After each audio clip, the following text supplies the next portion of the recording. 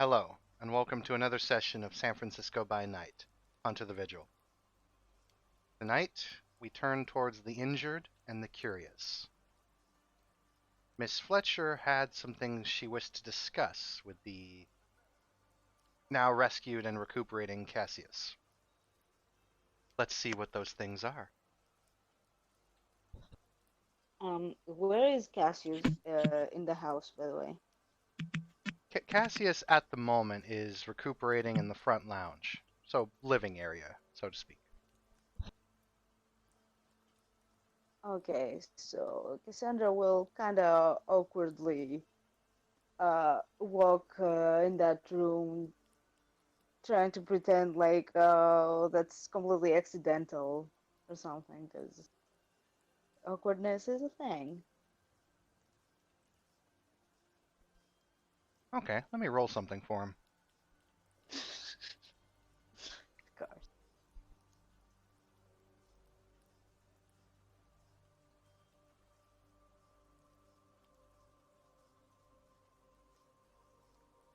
Hmm, okay. Is that contested? No. So you walk into the living area, you see him sitting on the couch or sitting on the floor. He appears to have several pillows under him and he appears to be meditating.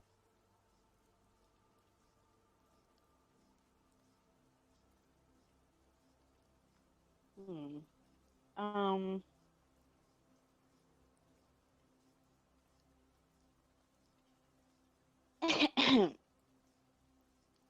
Fake cough.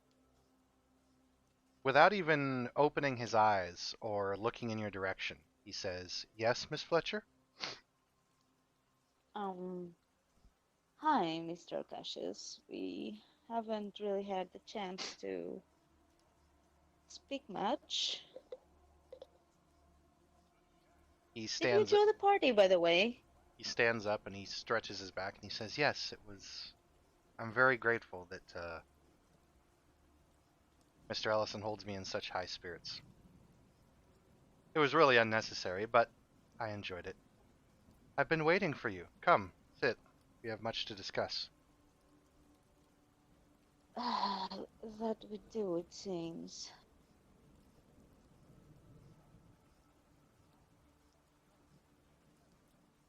She will sit down on the couch. He sits down across from you, crosses one of his legs, and waits patiently for you to begin.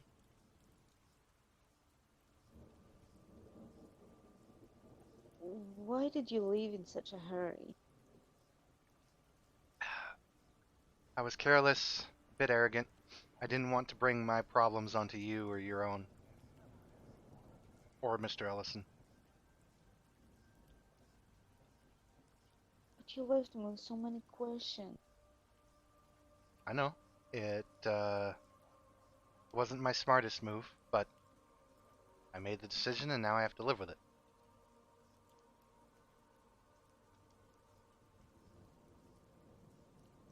So what does this all mean? How did I become this?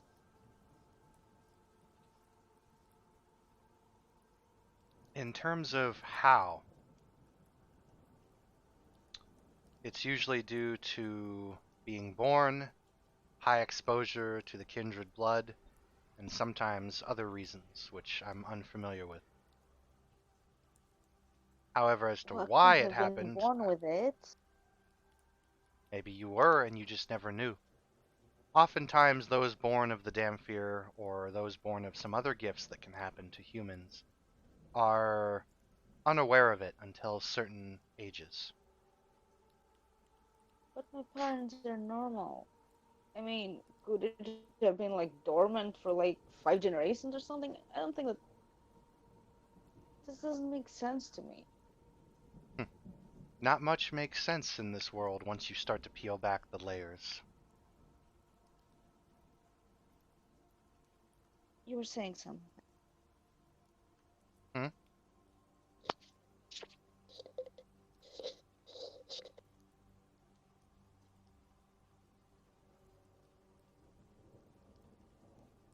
Indeed, when you peel back the layers, the world becomes more and more confusing. And the more questions you try to answer, more questions you get.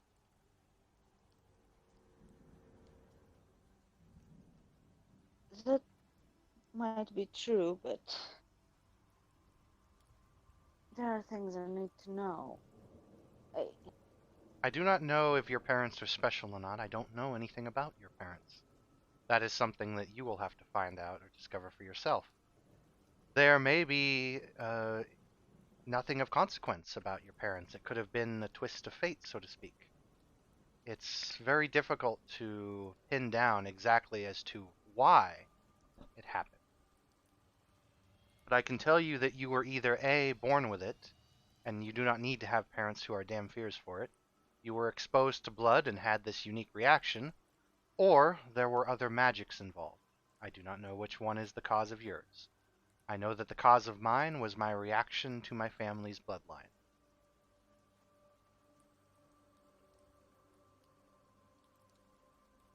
and how about your age? Is this something that affects all of us? My age is mostly due to my high consumption of kindred blood. When you consume kindred blood, it keeps you alive a lot longer than normal. So if you don't, you can just live a normal lifespan? Imagine living a normal lifespan while trying to hold off an addiction that is 10 times that of any of the major most alcoholics.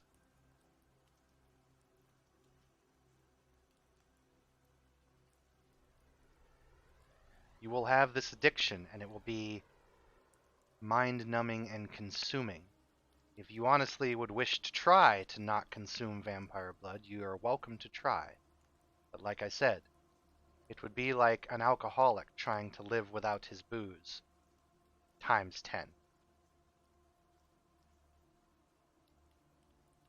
As of right And I now, don't want to live that long.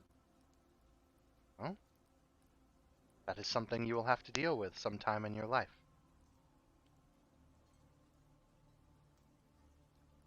And this addiction, there's no way to get rid of it?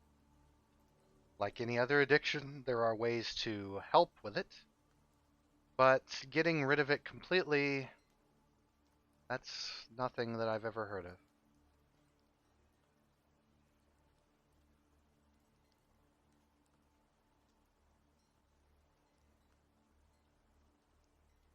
There are things that I see, Yes? like strands between people, yellow and red. Strands of fate and strands of blood.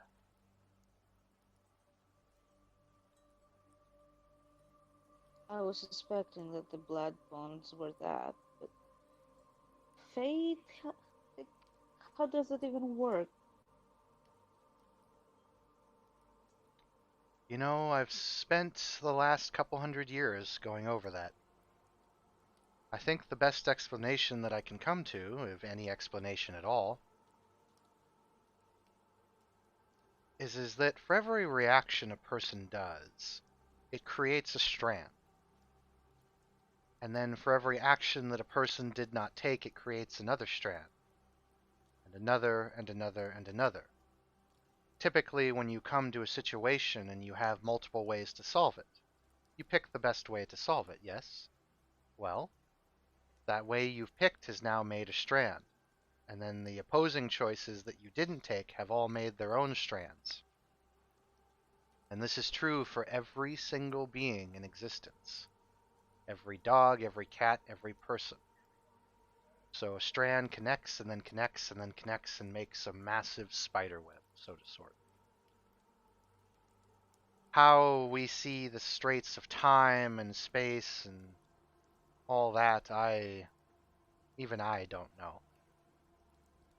All I know is that for every action you do, it creates a ripple effect. Henceforth, acting, thinking, and believing create the pattern of fate. At least, that's what I think. And how about the vision? Same thing. You're seeing the energies and the possibilities of fate strands colliding, twisting, bending, forging, cutting, reforging.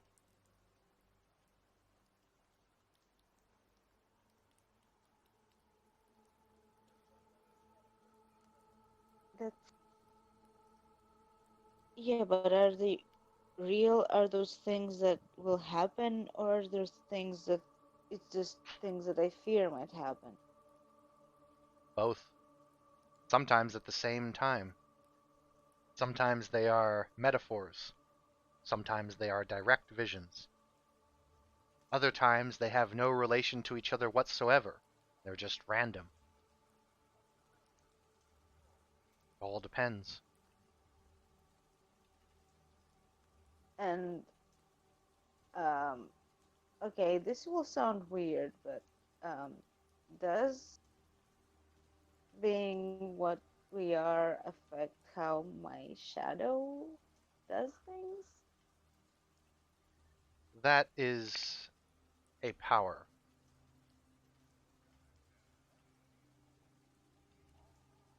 As a Damphir, you But have access to certain abilities that others do not. Your shadow is now a entity that can be separated from you, but it is still you, so to speak.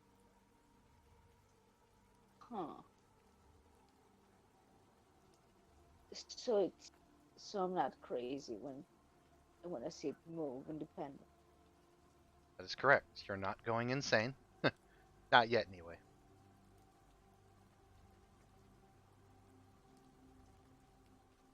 Um,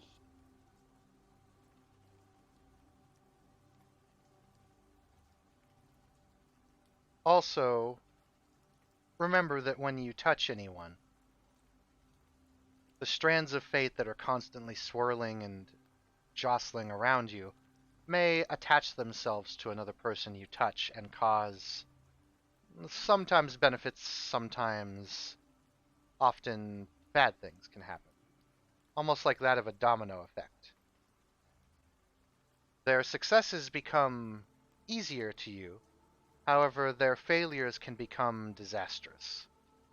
It's almost like a domino balancing upon a focal point. If you push it one way away from you, it doesn't harm you, but if you pull it towards you, it falls onto you. When you touch someone, that mechanic, so to speak, operates on them. so I can affect how people how things happen to people just by touching them. To an extent, yes.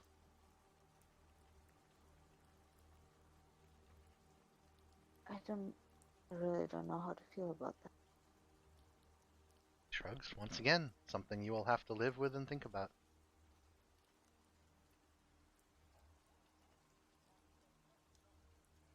Caden and Ruben has said something.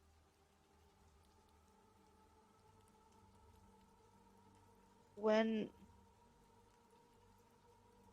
bad things happened, they could hear my name. Was that what was happening?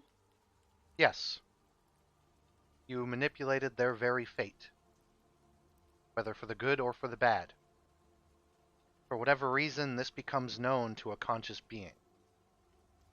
If you did it to an animal, or such as a dog or cat or something, it may not actually appear like that, and they may not even know that your name is being said. However, for a human of a being of high purpose, it is distinguished that you are the one who affects their fate. At least if you touch them or do it like that.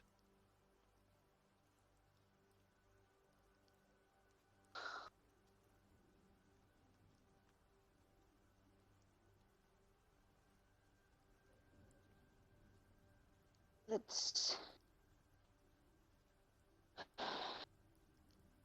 so. How do you deal with that? I have my own ways of coping. You'll probably find yours. I usually cope with it by not touching anyone unless I'm absolutely certain that they will not be in any danger in the immediate time. It doesn't last forever, per se, but I'm often careful about who I touch.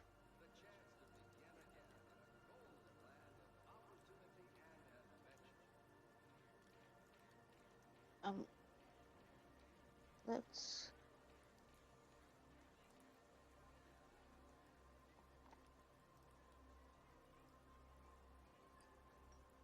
really unfortunate. I think you and a lot of your comrades have very unfortunate things happening to them. Yours happens to be this particular flavor. Ellison is going through his own. Valentine is going through her own.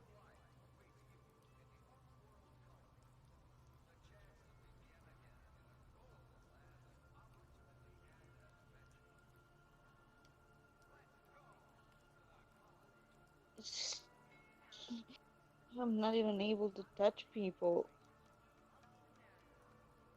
It's just You can touch them, just make sure that they will be not in immediate danger after you touch them.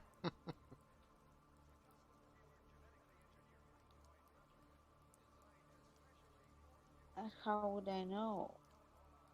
That's just the thing, you would. But in the end, none of us really know when. Well, sometimes you and me can tell when danger is coming. But when does anyone ever know when danger is truly coming? Danger is often reactive by those beings that are around us, rather than ourselves.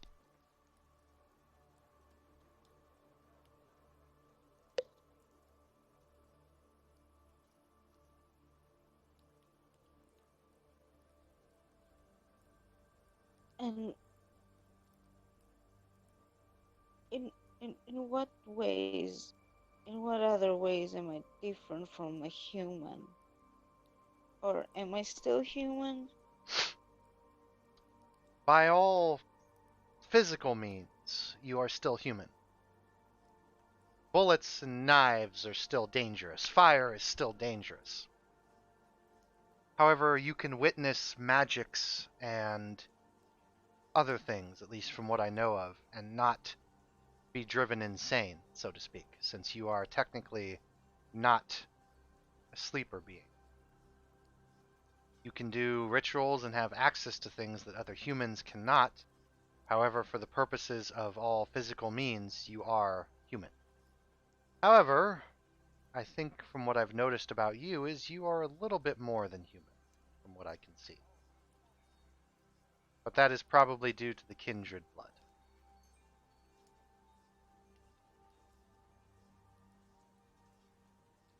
And how about this circle that I'm supposed to go and see them? Do you know them? Kindred society? Yes. The Carthians run San Francisco. Yes, I know a bit about them. We are held in high esteem in their society. However, that does not mean that they may not try to manipulate you or somehow control you. They will not feed from you or try to blood bond you, and they will not, well, at least in the courts, they will not try to dominate you or use their powers upon you. And they will show you the ropes, so to speak, of the kindred society, because you are held in high regard. However, don't ever trust most of them. They are not a group to be trusted. At least some of them. I It's like a don't needle think in I a would it's be able it's to. it's a needle in a haystack, so to speak, Miss Fletcher. Yeah, I don't think I would be able to trust them anyway. It's I don't know that I want to be part of that society. This is not the life that I want, you know? I mean, I'm not a vampire. Like, okay, I'm something, but I'm not like them. Also, being a damn fear, I do not think you can be turned, although I have not tested that theory. I wouldn't want to test that theory. None of us really got to choose our lives the way we wanted it to. I tried to choose mine and I was forced to take a route that I didn't want to take. The only good thing that ever came from my decision was I worked for this family, had a roof over my head, and had someone that I could watch over and take care of, and someone who gave me more love than I really deserved. But in the end, none of us chose our lives like this. None of your companions really chose their lives to be like this. Unfortunately, your eyes were opened to the real world, to the world underneath, the world covered in shadows. When that Does that happens, mean there's nothing that can be done. does that mean that I can't have a normal life? Can't even try? Yeah, but what is normal? What is truly normal? In the end, if your definition of normality is no supernatural of any kind, no questions, no world of shadows, just living from day to day, from paycheck to paycheck, enjoying and basking in the benefits and the negatives of the world, and then dying at age, oh, whatever nowadays, and just simply being, well, that will never happen. However, if you consider normality to be simply living as you wish to live, while dealing with the challenges that are thrown at you and adapting to life, then you can have a normal life, Miss Fletcher.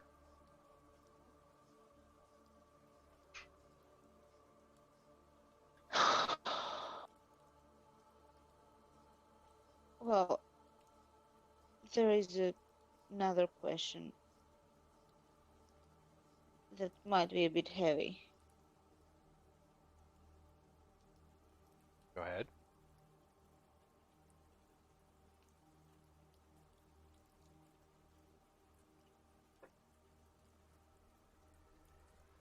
What will happen if I ever have children?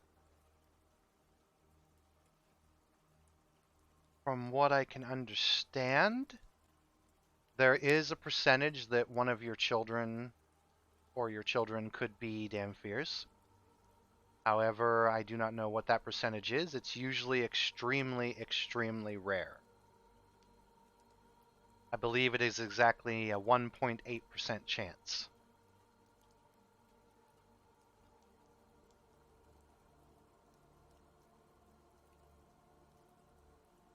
If two I Damphir have see. children, I think it's like 4%.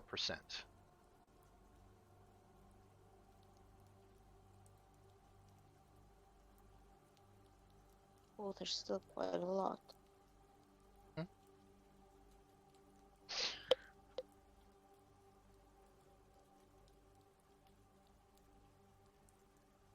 How come you don't have any?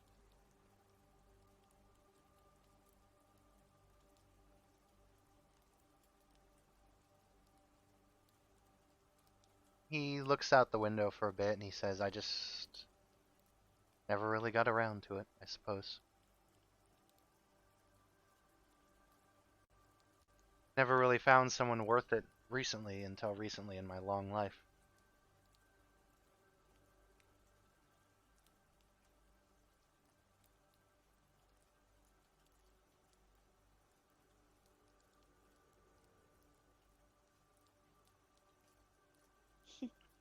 And if I have one now, I'm afraid to even touch him.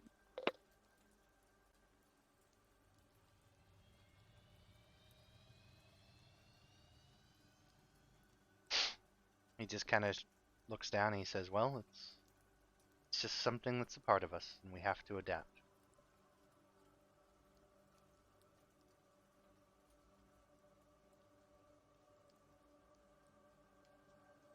Keep in mind that I handled Caden for years and he's still alive.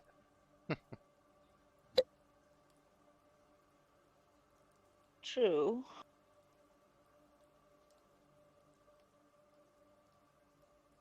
But usually we're not together in situations that could be dangerous to both.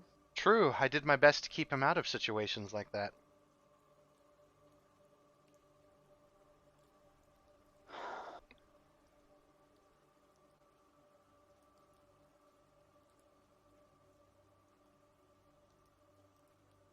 to know what's the logical thing to do here.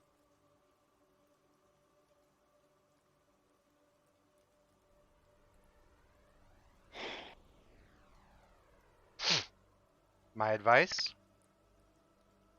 Continue Please. the route you were going. Just be aware and be conscious that the decisions you make have more impact now, that there are things you must be concerned about and do. But as long as you are aware of those and see them coming and think before you act, you'll do pretty well. In the end, sooner or later it becomes second nature. But there are flaws that we have that we must deal with, and that's merely how what we are now.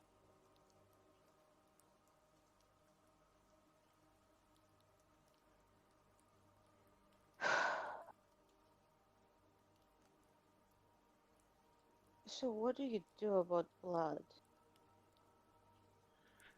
I have someone that I trust that I feed off. In all honesty, that's probably the best way to go. In the end, trust is an odd word when it comes to kindred blood because the blood forces you to take on certain affections for the person that you are drinking from. However, if you can find someone who is close to you and that you absolutely trust, I would recommend doing that. And what if the person that they trust, they don't trust themselves? Well,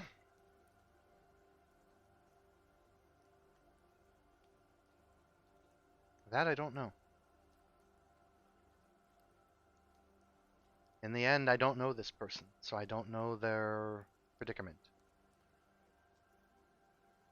In the end, kindred have not quite the addiction that we do, but they have a much stronger pull to the blood. They have a much stronger beast inside them, pulling it. Some could say their addiction is worse than ours. Oftentimes, It is. you ever hear that voice inside you? The one that says, do this, you know you want to. You want to hurt this person, you want to steal, you want to do this, you want to do this. For the kindred, that voice is amplified by a mega speaker times 10, and is much harder to resist. But in the end, the only real difference between kindred, us, and mankind is that the desire, the pulls, the hunger is far, far stronger in kindred. So oftentimes kindred question themselves because the pull is almost unbearable at times.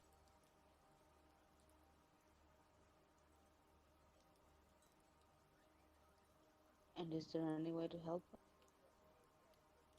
Experience, practice, self-discipline, these are all things that can help. Keep in mind that if you spend time with this person for a very, very, very, very long time, I'm talking hundreds of years, if not more, they may need to enter a sleep for a long time before they wake up again. And then you would have to find someone new, for a while anyway. It's something that the very oldest kindred do. They enter a hibernation of sorts. Because when they get to a certain power or age, their desire for hunger and their taste becomes so specific that they usually go into the rest before they come back out to ease their appetites. Believe me, Mr. Cassius, I don't plan on living centuries. Then you should not have anything to worry about at the moment.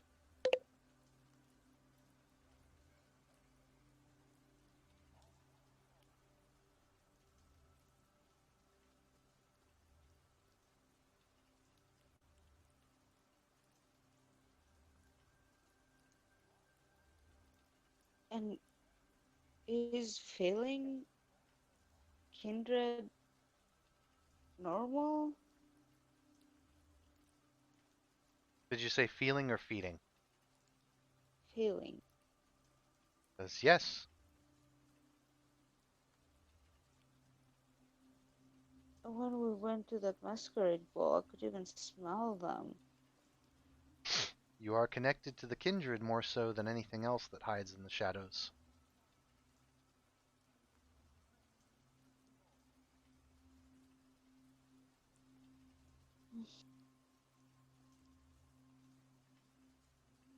I guess this could be an advantage.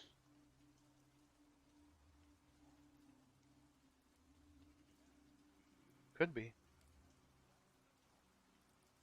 As I said, challenges are thrown at us. We can turn them into strengths or allow them to be weaknesses. We adapt or we fall. That's how it goes.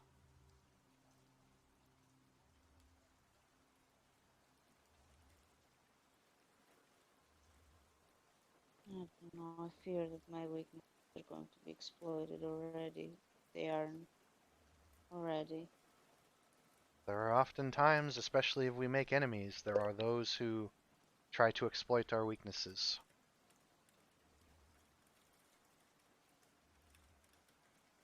I've been to your bunker, Yes, I heard. so I know that you know things. Hmm. What's the deal with Modoc? I don't know much, but I know that they hire out to hunter organizations, one in particular known as Task Force Valkyrie, one I was a member of for a while. As for the secret motives of Modoc, I'm not entirely sure, but I know that they have their fingers in a lot more pies than they let on. They have my family.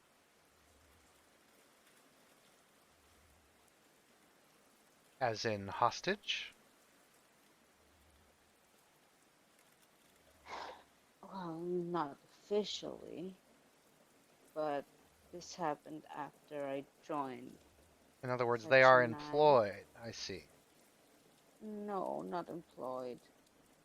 Apparently, there were earthquakes in Boston, and their homes were destroyed, so they were rehomed and given homes by Modoc.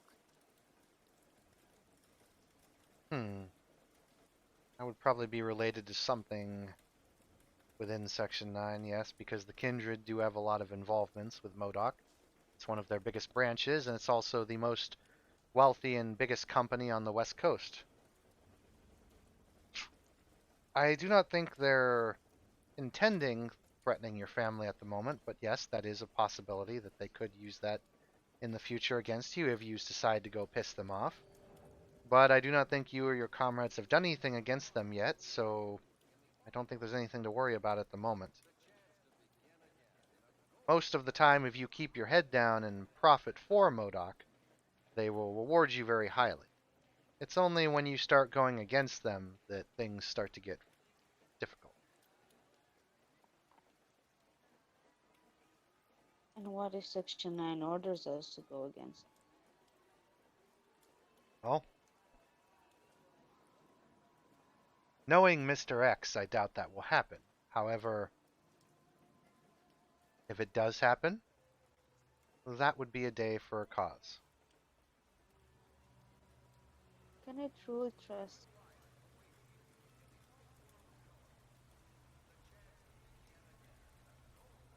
And you truly trust who? Mr. X? Xavier is,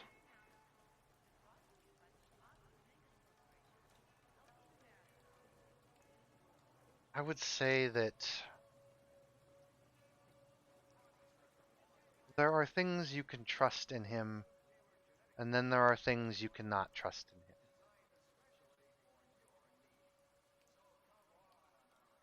He was a man who suffered much during the Second World War. He witnessed things that most other kindred do not have to experience. He also lost a lot more than most kindred did. He has ethics. and he has humbleness. He has seen the darker side of things. However, he is a kindred, and he is loyal to his sect, so to speak. However, I do not think that he would sacrifice you all out of several reasons. One, it goes against his code.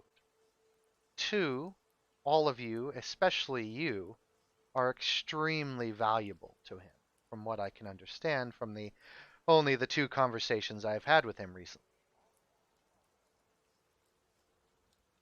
He does have my two closest people bound to him. Isn't that cause for concern? In the kindred society, if one is not bound to another, they are fair game, fair property, fair takings. If Mr. X did not bond you or did not have you sign some sort of contract or employmentship or some sort of deal that the kindred would recognize, you would be fair game to be stolen away or controlled by someone else. Would you want someone else to control you? Or would you want someone at least that you know? I would want both Caden and Ruben to be objective about it, but they can't be. And that right there is the greatest curse of kindred, I think. It is something that all kindred must eventually do, but it is something so mind-numbing enslavement that, after all, in the end, the person I get blood from, I know that they care for me. And I know that I think I care for them.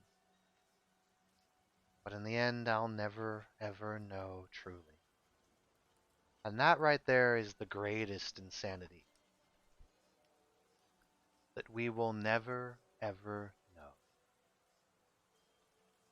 Perhaps that's why so many kindred go insane. Or become like they are. Because they'll never truly know if the people bonded to them actually care. But they still have feelings, though. I have seen it. Oh, yes. People have feelings. People have pushes towards a person. In the end, they are influenced greatly. So in the end, the only way to truly look past that is to be bonded to someone you absolutely trust and to a person who absolutely trusts you.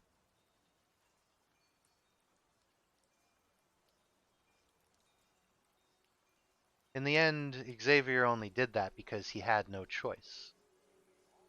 He is against bonding people. He thinks that it disrupts important decisions.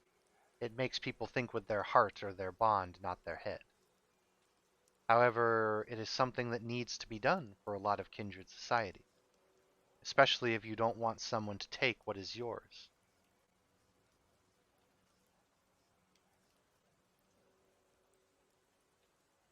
People shouldn't. Shouldn't, couldn't, wouldn't, should, could, would. In the end, the werewolf should not have betrayed Luna. In the end, reality should stay still. In the end, the kindred should not have even existed. But in the end, it happened anyway. Just because something shouldn't have happened doesn't mean it did. Just because something shouldn't happen doesn't mean it won't.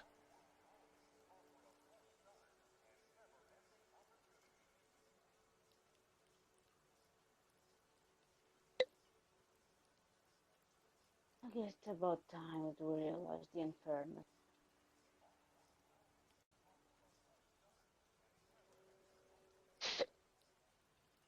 In the end, I think Mr. Ellison holds you in high regards.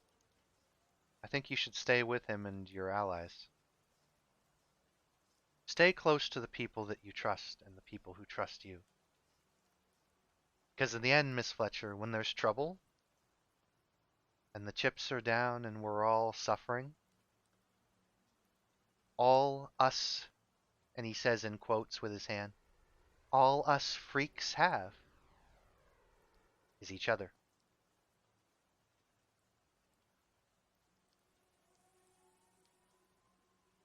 So what's the deal with that sword? I don't know much about spiritual items. You may want to ask Perun about that. I know that there is a spirit inside the thing, and that he is becoming what some blood magicians in the kindred call a channeled, where a person is channeled through the spirit, and the spirit can act or give them power through them. That's all I know. Okay, then be possessed by this thing? It's possible.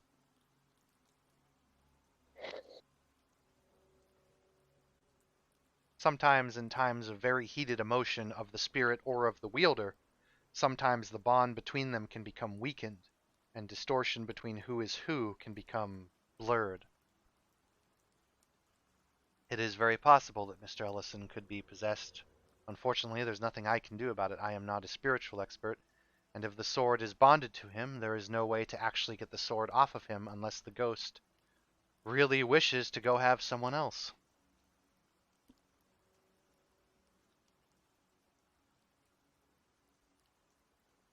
Can't the old man in Chinatown help? We're talking about Pai Mei. Yes. I've only met him once and don't know a whole lot about him. But I know that he is indeed a master of the spirits. He could probably tell you something as well.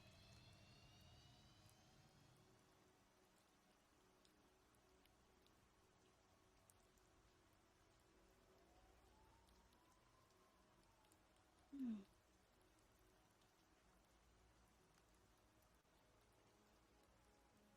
Well, I would rather he'd not become a Japanese king or whatever.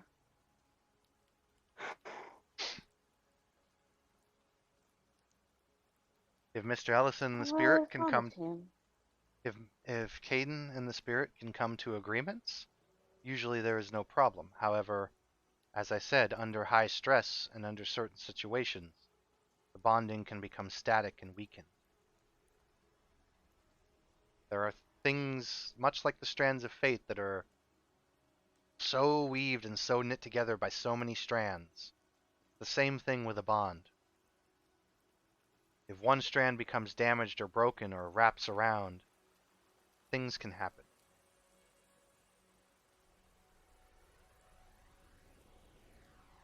There was a strand made when I touched that thing.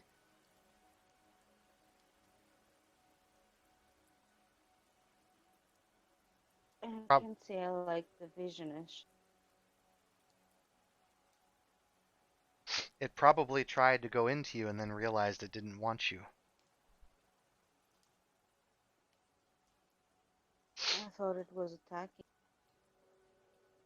Well, if it attacked you, you would probably be a lot more damaged than you are right now, or you would have known that you were being attacked.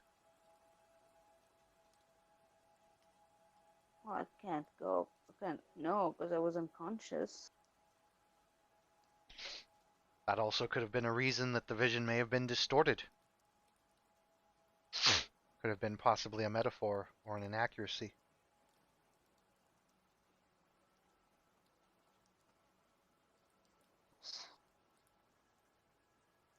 I guess we'll have to go and see Pai Mei. That is indeed an option. Oh, I and don't like that guy. he helped me once, but as I said, I don't know the man. I guess use cause whatever caution you would consider using a stranger. All I know is he is very powerful, so be careful. I've seen what he do. It wasn't Indeed. Oh, and Miss Fletcher, do be careful. The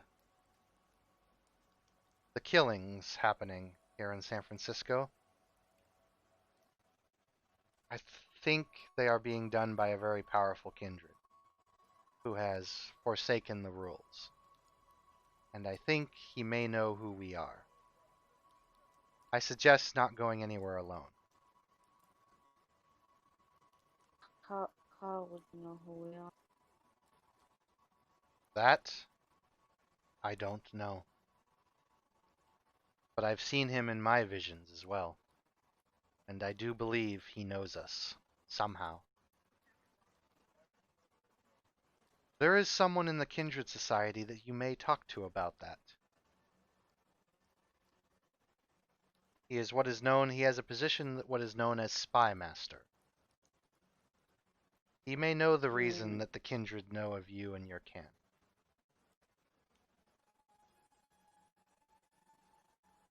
Spy Master, if that's his title, I don't think he will be very willing in sharing. You are held in high regard among the Kindred Society. That will at least grant you an audience with him.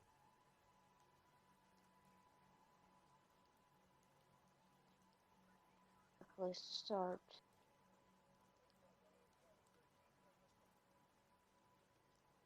Also, I believe you will receive a call tomorrow from the Chief of Police, asking you to start aiding in the investigations. I foresaw it in a vision, so I don't know whether it was a metaphor, whether it was real, or whether it was fake. But I did see that in my vision. So You we will mean see. the chief that's been covering up things? Or the ones looking into? The one looking into things. The one covering things up is so strawn up into a puppeteer that I do not think he is even aware of what is going on. It's part of the reason the police force has been half investigating and half not.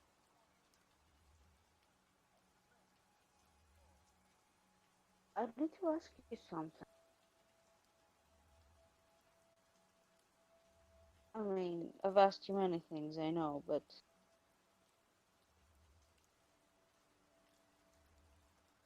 when we went to the crime scene where the Ellisons were attacked,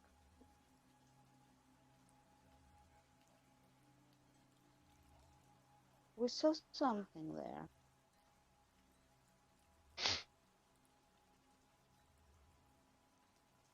A shadow. And we saw that Caden was shot too.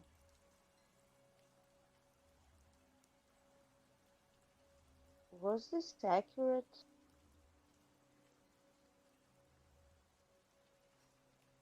He drops his head and he thinks for a long moment. Says Caden was shot at. I saw no wound that I had to treat on him. I don't think he was hit. He was fired upon, but I do not think he was hit.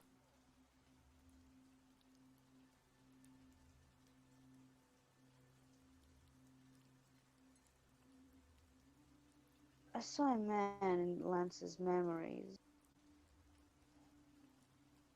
That might have been that shadow. And I, we s- saw him walking and his shadow following. Could this have been one of us?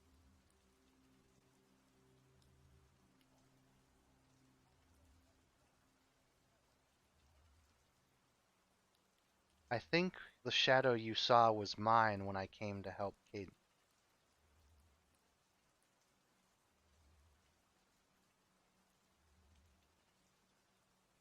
I thought the shadow was the one that was shooting.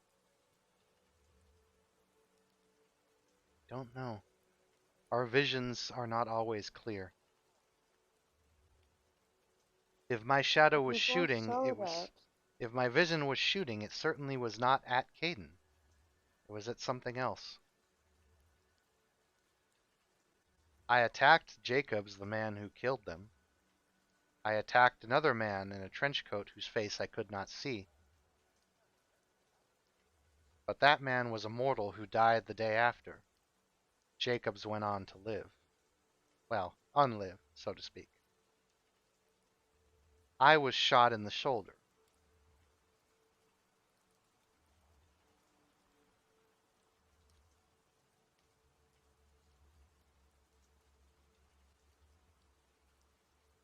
there was another one. Things don't make sense. That wasn't a vision. That was. I think that was a memory. Caden saw it too. Probably due to the high spiritual connection with you. That means you two are close.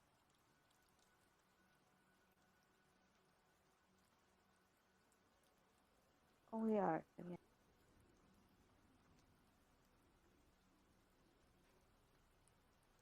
Then I definitely recommend sticking by him. I have a feeling we will have much conflict happening here in the future.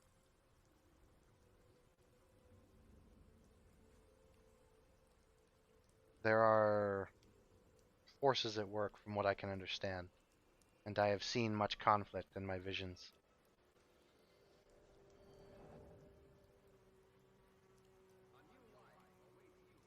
I would like to try and prevent it, but not much choice there. No, not a whole lot of choice there.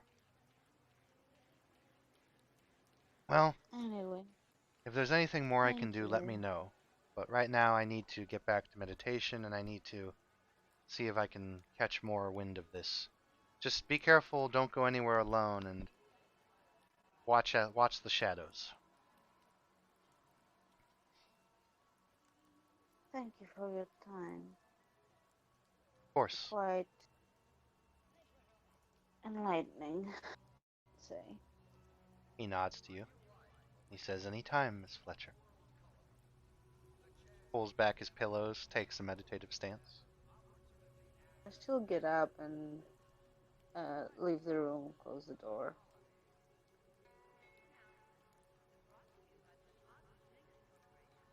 You are briefly aware of him even through the door. You know the exact position he is sitting in, even through the door. You can be slightly aware of him, more so than most others, as Damphir are aware of one another. I wonder what this will plan out as you look out into the rain and you hear, very faintly, sirens. Many police sirens buzzing past. And you hear on the radio that Caden left on earlier. Another victim found today, age 46, and then it goes into ramblings and misnomers about the case, about what has happened, like a news reporter on acid. And that is where we will end the session right now. Thank you players for playing, thank you watchers for watching. This has been another session of San Francisco by Night, Hunt the Vigil. I'll see you all next time.